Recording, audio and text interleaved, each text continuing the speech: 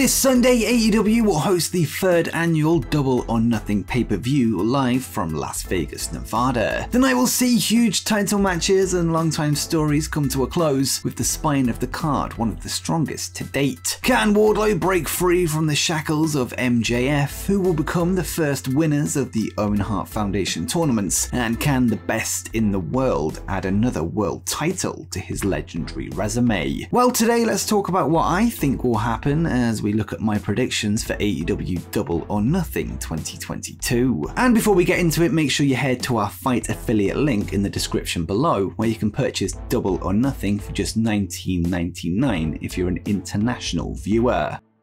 First, let's start with the buy-in show, where there is currently one match confirmed with the team of Hookhausen, which is of course Danhausen and Hook, set to take on Tony Nese and Smart Mark Sterling. We won't linger on the pre-show for too long, and I think it's pretty obvious that the babyfaces will come away with the win, with a win going for Hookhausen. Next up, we have an impromptu matchup between Kyle O'Reilly and Darby Allin after Sting was attacked last week. Darby would then call out O'Reilly, stating that he knows that it was him that took the Icon out. I think this one's a little tougher to call than the first match, although ultimately I think Darby will avenge his fallen mentor, picking up a win over the Undisputed Elite's hard hitter. Now let's go to the recently announced 6-person tag match, where there will be an AEW in-ring debut take place. American Top Team will field 3 competitors to take on the unbearable Sammy Guevara and Ty Conti, as well as their newest ally Frankie Kazarian. ATT will be represented by the AEW TNT champion Scorpio Sky, Ethan Page, and the debuting former UFC fighter Paige Van Zandt. There is a stipulation to the match, as if American Top Team win, neither Guevara or Kazarian can challenge for the TNT title again, while Sky is still champion. For me, the stipulation indicates a possible end to the feud, with both sides going their separate ways, which is why I'm going to call for an American Top Team win, and for bonus points I'll say that Van Zandt will submit Ty Conti. Next, let's go to another multi-person tag match as the House of Black battles Death Triangle. The House of Black are currently unbeaten in their last 4 6-man tag matches, a streak that began at AEW Revolution in March when they defeated Death Triangle's Pac and Penta, who teamed up with Eric Redbeard. This time around, they will be standing side by side with the recently returned Rey Fenix, which could give them the edge in the match, securing their revenge for the last encounter. So for this one, I'll go with a Death Triangle win, although I'm probably gonna have to start picking some heel winners, which is where our next match comes in. Jade Cargill will defend her AEW TBS Championship against the Dark Order's Anna Jay, who has shown continued development throughout her time in the company. With Cargill currently undefeated in All Elite Wrestling, it's difficult to see her 31-match winning streak coming to an end anytime soon, and we're not including the Casino Battle Royale, which she was eliminated in those stats. Jade has quickly turned into the women's division's most charismatic wrestler, with the look and attitude of a true superstar, and I think keeping the TBS title on her makes sense. That's unless AEW are looking to transition her into the women's world title picture. I think for now though, Cargill retains her title in a hard-fought battle with Anna.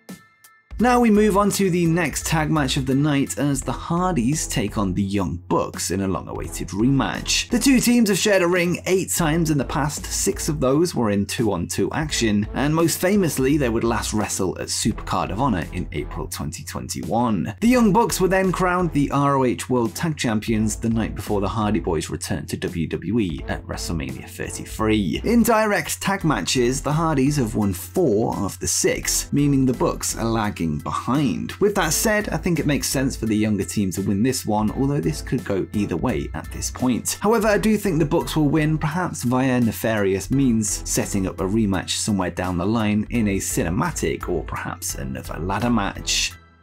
And speaking of tag team matches, let's move on to the match for the AEW World Tag Team Championships. Jungle Boy and Luchasaurus will defend their belts in a 3-way tag match with Team Taz's Ricky Starks and Powerhouse Hobbs, as well as Keith Lee and Swerve Strickland standing in the opposite corners. Jurassic Express's title reign is over 140 days old at this point, having begun in January on the first episode of Dynamite of the year. As of now, they are currently the 3rd longest reigning champions of the 6 reigns thus far, meaning a wouldn't be unusual for a team to drop their tag belts at this point. So for my prediction, I'm going to say that it's time to name new champions, with Keith Lee and Swerve Strickland being the ideal candidates to win the match. The new team have good chemistry together, with this being an opportunity to put them at the forefront of a thriving division to really show what they can do.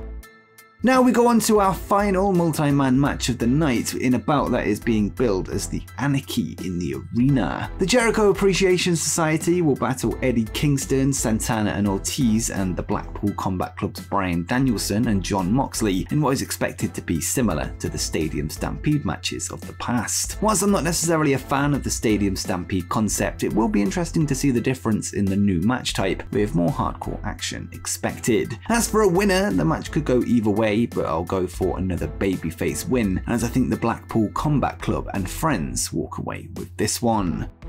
Now things are getting a little bit more serious as Wardlow looks to escape the grasp of MJF, who has him wrapped up in a contract as he continues to abuse his power. If Wardlow can overcome the challenge of MJF, he will be freed from his contract, allowing him to officially sign with All Elite Wrestling. However, if Wardlow loses, he cannot ever sign for the company. In what is the longest brewing match of the night, with their alliance starting very early on in the promotion's history, the crowd will be right behind Wardlow in what will no doubt be his big breakout moment. I think most would agree that Wardlow will win, with no signs of his incredible momentum slowing down. AEW have their very own Prime Goldberg on their hands, and if they play their cards right, they have a true main event star for years to come, and it all starts this weekend.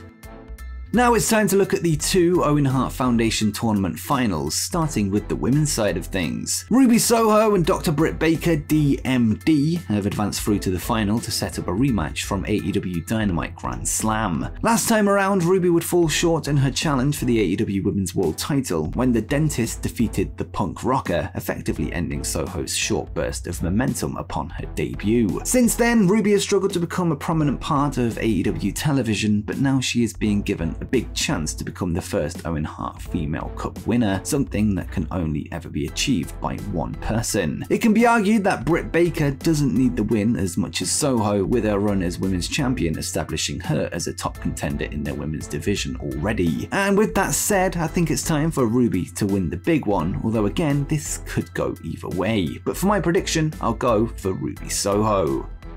And now let's go to the men's bracket, where the final is set between Adam Cole and ROH television champion Samoa Joe. The two former ROH and NXT champions will go one-on-one for the first time in their history, despite their very similar career paths. This is no doubt both men's biggest match since their AEW debuts, with them looking to be the first name engraved on the men's Owen Trophy. With Samoa Joe often being booked as an unstoppable machine, it's going to be tough for Cole to take the big man down, and it's worth noting that Jay Lethal, Sanjay Dutt and Satnam Singh are barred from ringside, who have been interfering in Joe's business for a number of weeks. So that does play in his favour. However, Cole has several allies that could help him in the numbers department should he choose so. Whilst I don't think Britt Baker will be bringing a trophy back to the Cole-Baker household, I'm going to predict a win for Adam Cole on this one, scoring his first major victory in All Elite Wrestling.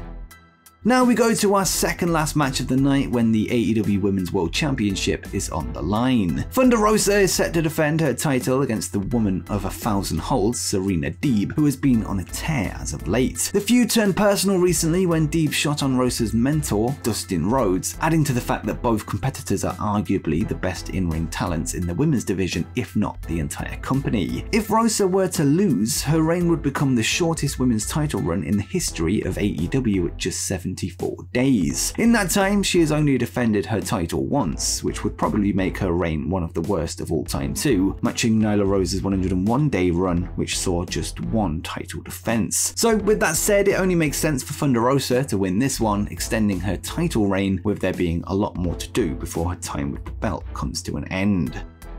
And before we get to the final match, let's discuss the possibility of potential surprise debuts. AEW pay-per-views have often seen debuts take place, although as of this recording, nothing has been leaked. With that said, the free agency market is stacked full of names that would be great additions to not just AEW, but to Ring of Honor too. Arguably, the two biggest names on the market right now are Bray Wyatt, or Wyndham as is now known, as well as Cesaro. Wyndham would recently take to social media to post a number of cryptic tweets tweets, one including a quote from the movie Fear and Loathing in Las Vegas, and he would say, "I do think it's true that he who makes a beast of himself gets rid of the pain of being a man. But with Double or Nothing going down in Las Vegas, some have taken this to be a hint that Wyndham will be there for this weekend, although it's worth pointing out that WWE's Money in the Bank pay-per-view is also in Vegas next month. As for Cesaro, he is yet to return to wrestling since his WWE contract expired in February, with him being an ideal candidate for both AEW and the new Ring of Honor. Whilst I'm not sure where on the card he'd fit, whether that be through an angle to even the odds in a post-match beatdown or simply an announcement, it would be great to see him on the night. With that said, my prediction is that one of the two men will show up on the night, although with the amount of free agents available right now, don't be surprised to see somebody else show up instead.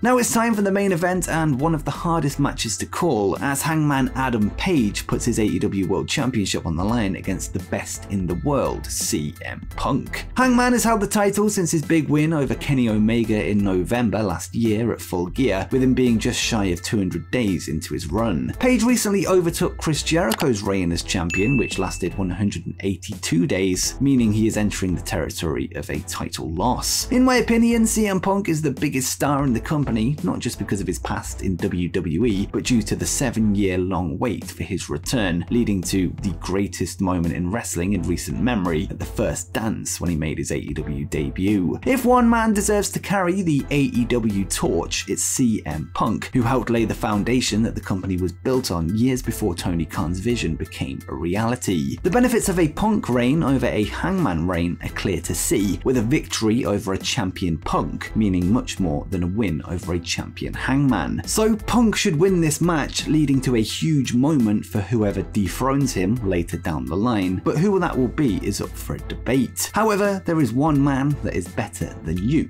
and you know it. With that said, it's time to enter the summer of Punk and give AEW a captivating champion that can engage the wider wrestling audience, building the company for the future. And maybe we could even see IWGP World Heavyweight Champion Kazuchika Okada show up at the end, setting up a champion versus champion match at the Forbidden Door. And before you go, make sure you check out the 12 most obscure WWE appearances from AEW wrestlers.